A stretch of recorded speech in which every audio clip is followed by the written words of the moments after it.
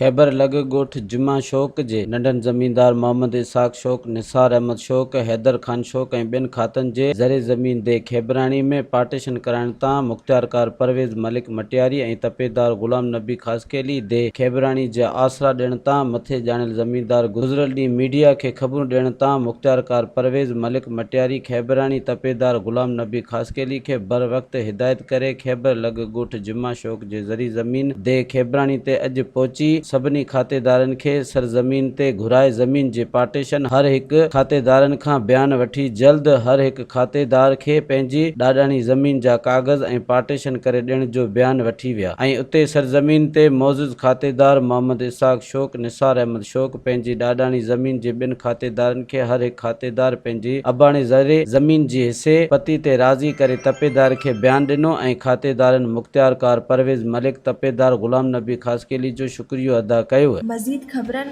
ऐं तफ़सीलात लाइ विज़िट कयो असांजी वेबसाइट www.awamiNewsHD.com ऐं ॾिसंदा रहो अवामी न्यूज़ HD।